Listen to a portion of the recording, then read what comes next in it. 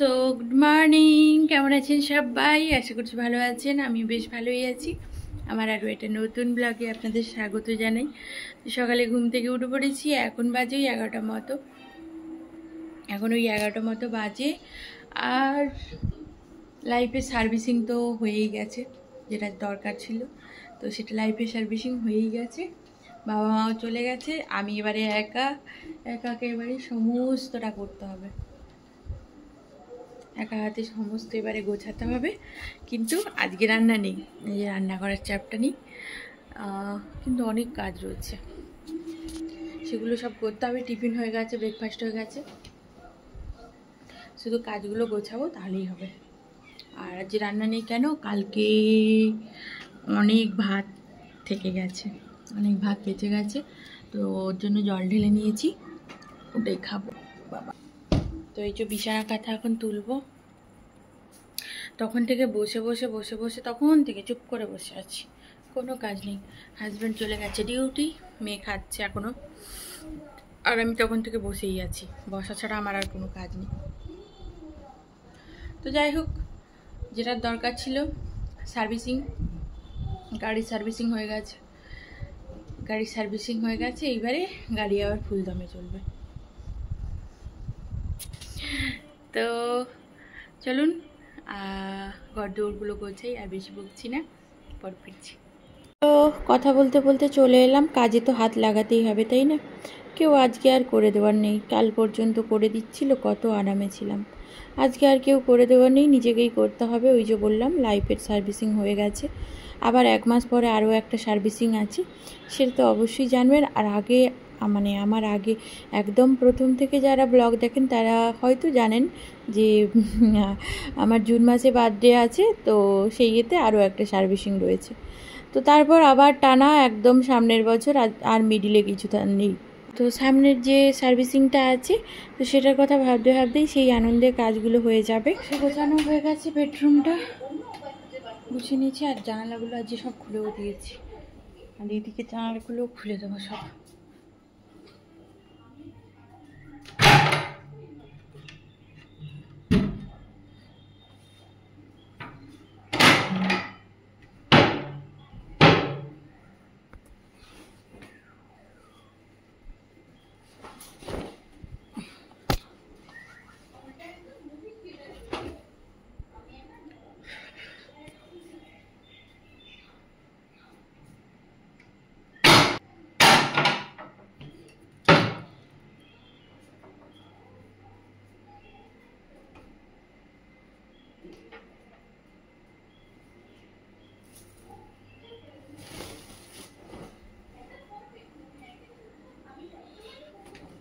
সব জানালাগুলো খুলে দিয়েছি।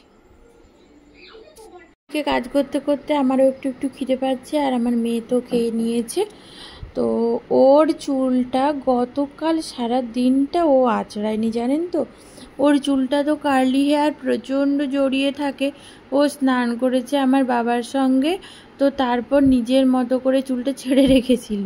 মানে ও এরম করছে। আমার এখনই আমি যখন ভয়েস দিচ্ছিলাম, আমার এত হাসি পাচ্ছিল ওকে দেখে। আমি তো সামনে থেকে ওর মুখটা দেখতে পাচ্ছিলাম না, তখন খুব বকাবকি করছিলাম ওর। আমি প্রায় 15 মিনিট ধরে চুলটা আঁচড়েছি, জানেন, এত জট লেগে গেছিলো। আমি ওই বলছিলাম যে চল তো চুলটা কেটে দিই, একটু মানে ছোট করে দিই, বেশি বড় যত হয় না এই চুলগুলো তত জড়িয়ে থাকে। তো কালকে মানে সেই বিকেলবেলা আমি যখন দেখেছি ওর চুলটা পুরো মানে জড়িয়ে কি অবস্থা, আর নিজের মতো করে না ও ওপরের দিকে চুলটাকে তুলে গুটিয়ে রেখেছিল।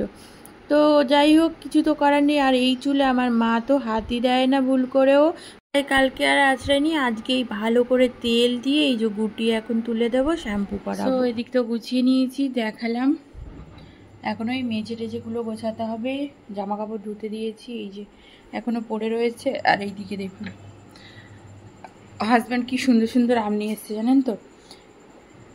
এত সুন্দর গন্ধ আমগুলো, আর এত সুন্দর দেখতে আমগুলো, অথচ আমগুলো জানেন তো খুব টক। এগুলো আমসত্ত্ব করতে হবে, আমসত্ত্ব করে খেয়ে নেব। আর ওই যে খুব ঘর অগোছালো আছে, শুধু রান্না বান্না নেই তাই, না হলে এই দেখুন আমার মেয়ের কাজ দেখুন। এই গাম টামগুলো সব টেনে নিয়ে এসে কী করেছে, সব এগুলো আমাকে এখন গোছাতে হবে জানেন। এই কমন প্লেসটাকে গোছাই, তারপর ভাবছি বেডরুমে ঢুকবো, একদম শেষে গিয়ে কিচেনে ঢুকবো। তো চলুন কমন প্লেসটাকে একটু গুছিয়ে নিই, ফিরছি। ওই যত খেলনার জিনিস এখানে রাখতে লাগে ওর, যত খেলনার জিনিস ওকে এখানে রাখতে হবে, ওর আর রাখার জায়গা নেই, এরকম একটা ব্যাপার। আর এখানে জানালা খুলতে বন্ধ করতে আমারই সমস্যা।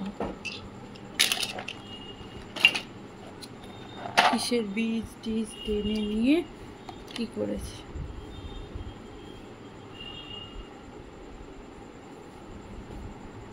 এগুলো এখন রেখে আসি, এগুলো সব এখন ওইদিকে রেখে আসবো। এই ঘরে বাচ্চা থাকলে এই জ্বালা।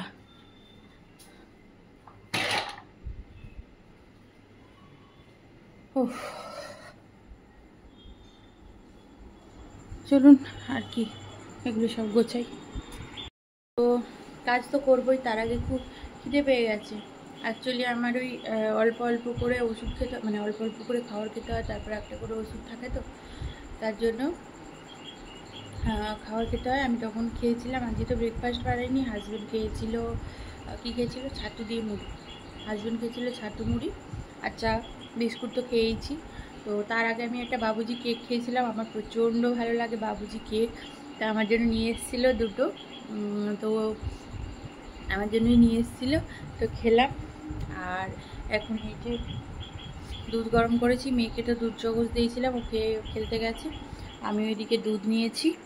তো এই যে আমার খাওয়ার, এক গ্লাস দুধ আর বাবুজি কেক। তো বাবুজি কেকটা সত্যিই আমার প্রচণ্ড ভালো লাগে, আগে এত ভালো লাগতো না, খেতামও না, কিন্তু বিয়ের পরপর না আমার যখন প্রেগনেন্সি হলো, তো হাজব্যান্ড এনে দিয়েছিল, সেই থেকে টেস্ট পেয়ে গেছি। তো তারপর থেকেই বাবুজি কেকটা না খুব ভালো লাগে, তো ওর জন্যই আমার জন্য নিয়ে এসছে ও। তো আর বলে গেল যে এক গ্লাস দুধ খাবে অবশ্যই। এখন তো রীতিমতো ও আমাকে ভয় দেখায়, না খেলে মানে এটা খাবে, আমি যেন এসে দেখি এটা শেষ হয়ে গেছে, মানে এরকম একটা অবস্থা হয়ে গেছে। হ্যাঁ, অ্যাকচুয়ালি আমার শরীর খারাপ থাকলে ওরও কষ্ট হয়। হ্যাঁ, খাওয়া দাওয়ার তো একটা সমস্যা হয়ই, কিন্তু ও কি হয়, ঘরে তো আমরা দুজন থাকি, যখন আমি মানে শরীর খারাপ নিয়ে পড়ে থাকি, ও একা একা, ওরও ভালো লাগে না। তো ও চেষ্টা করে আমাকে সুস্থ রাখার, ভালো রাখার। আমি যতটা সুস্থ থাকবো, ও সবসময় চায় আমি সুস্থ থাকি, ওর জন্যও ভালো আর আমার তো নিজের জন্যও ভালো, তাই না? অসুস্থ থাকতে কার ভালো লাগে বলুন তো? তো যাই হোক, খাওয়া দাওয়া করে এই যে কাজে লেগে গেছি। আর আমি ওই যে টাকাটা দেখালাম কেন জানেন তো, ওই পার্সটা হচ্ছে আমার মেয়ের, তো ওর মধ্যে ও টাকা রাখে, ওর মধ্যে কিন্তু অনেক টাকা আছে, ভাববেন না এইটুকু পার্স বলে টাকা নেই, ওর মধ্যে প্রায় 3-4 হাজার টাকা মতো আছে।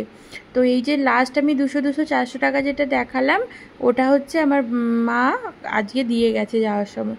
অ্যাকচুয়ালি আমার মা মানে আমরা যখন যাই বা আসি, বা আমার বাবা মা যখন আসে, তখন ওর হাতে যে টাকাটা দিয়ে যায় ও ওই পার্সের মধ্যে জমায়, তো জমা করা আছে ওকে।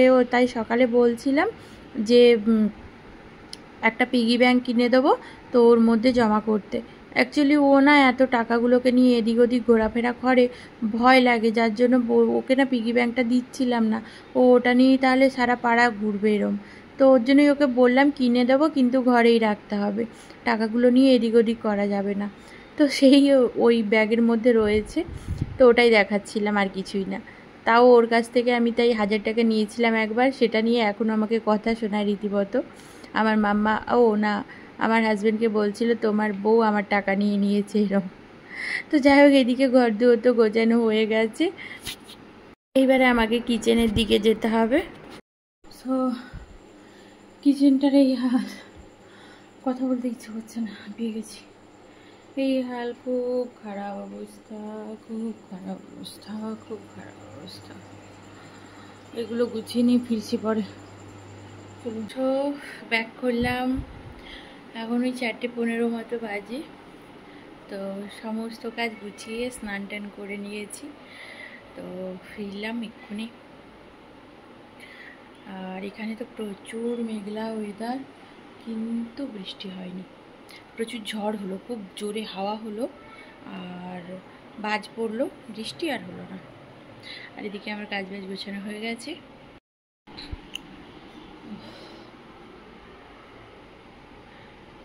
সব মেঝে টেঝে পরিষ্কার, একদম নিট অ্যান্ড ক্লিন।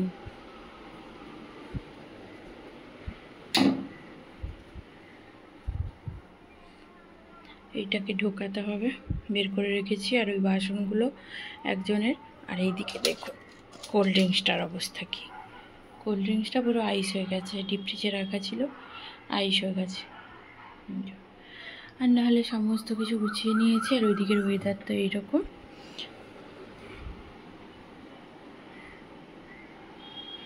সব গোছানো।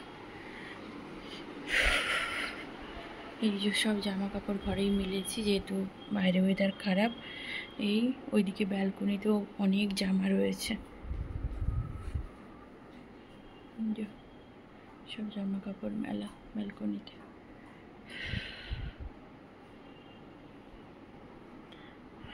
তো এই চলুন পরে ফিরছি।